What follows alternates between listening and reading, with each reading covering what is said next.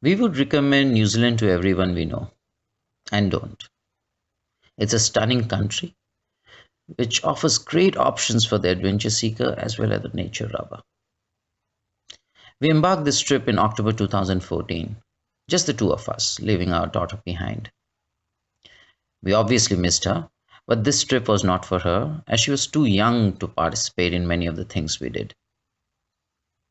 Our itinerary started from Auckland, where we booked a car and headed for the Waitamo Caves, famous for its glowworms and limestone rock formations.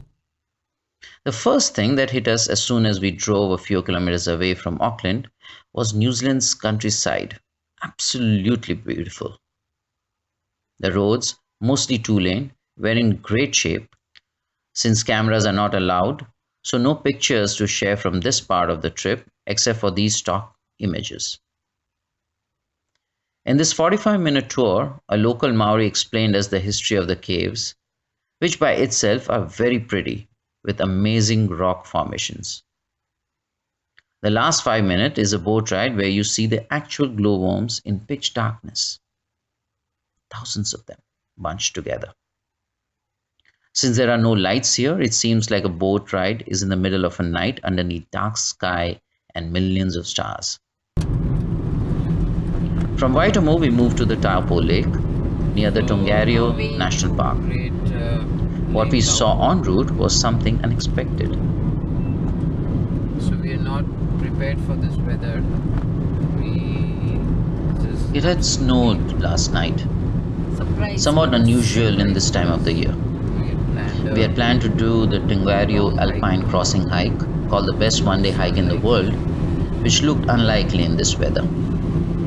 At Tongariro, we stayed with our hosts Bob and Mike via Airbnb. Bob and Mike are a very enthusiastic and helpful couple. Over dinner, which was an Indian meal we prepared for them, we discussed our itinerary over the next few days, minus of course the hike, which we were disappointed to miss.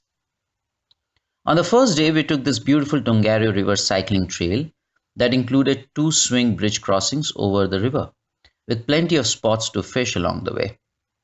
We experienced everything from beautiful river views, stunning native bush, and farmlands. Later that day, we went kayaking on the Lake Taupo. The windy and wet weather was not to undermine our spirits. Bob cooked a lovely dinner for us that evening: lamb, sauteed veggies, and baked pumpkin, which we took a second helping of. I would recommend you to stay with locals. There's so much to learn and share about cultures and cuisines, and the tips that they give you are invaluable. We enjoyed these very interesting conversations over some great food and glasses of wine. The next day, we visited the Aratiatia Rapids that are formed when the dam opens its gates every 2 hours. Notice this when the gates have just opened. And now, water gushes through the rocks and its force reminds you of the powers the Mother Nature holds.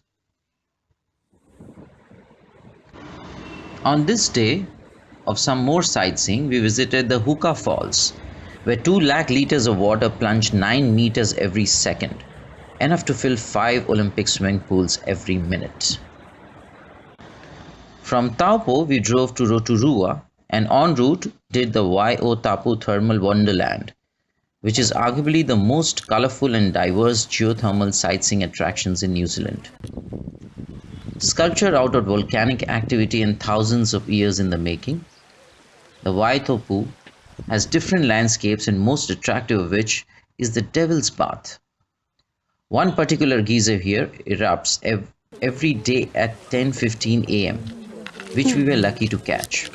The eruption sometimes reaches 20 feet. Look at it. Take a picture. Oh, no,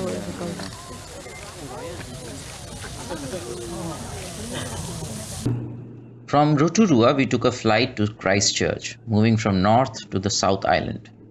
Here our first destination was Lake Tekapau, where we spent a night.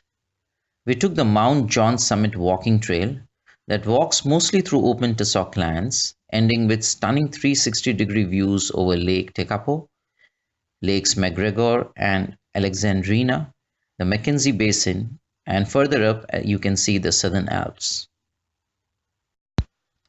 Moving to Queenstown, we first booked ourselves for the skydive at Glenorchy, which was a bummer. It got cancelled 4 times. Once when we at 11,000 feet. The wind was so strong and they cancelled it. Imagine the anxiety. Finally, on the fourth day, our last in Queenstown, after 4 cancellations in Glenorchy, day after day, we booked ourselves for the Wanaka dive. But I was not sure whether we would actually jump. Friends back home before you jump. Party buddy. Okay. That's it. Look at them and look at us.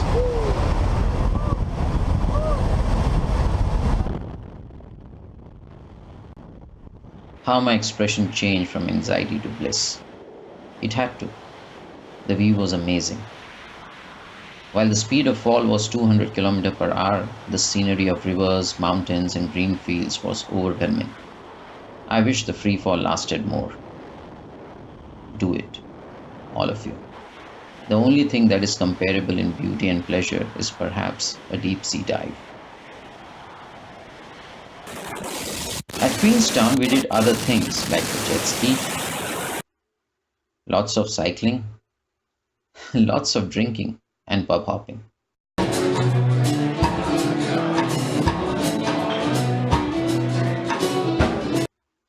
It's a beautiful town where one should spend at least 3 to 4 days.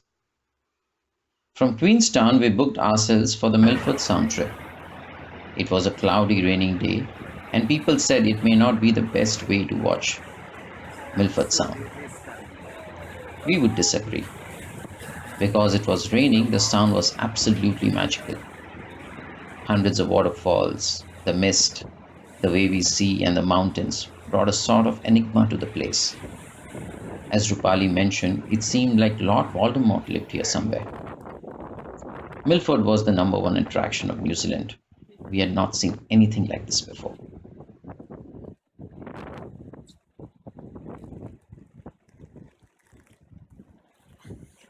From Queenstown, we moved to Franz Josef Glacier, where we booked ourselves for the glacier hike. A quick helicopter ride takes you to the mouth of the glacier from where we walked. The glacier had shades of white and blue, very pretty. Then there were crevices of different formations. During our hike, we also saw a small glacier explosion, where part of the glacier breaks away, sounding like a thunder. Unfortunately, we were now at the last leg of the trip, which was a train ride, the Transalpine from Greymouth to Christchurch. We had seen so much beauty that I was wondering if the train journey would add anything that we had not already seen. But I was grossly mistaken. The train passed through gorges and farmlands of the Canterbury Plains, and the scenery was extraordinary. There were shades of green that one cannot imagine. Owing to the spring, there were flowers blooming all across. This one is highly recommended. I think we'll go back again after maybe a few years, perhaps with Mishti. We still have to do the Tongariro crossing and Milford perhaps on a sunny day. And there may be so many surprises from the unknown.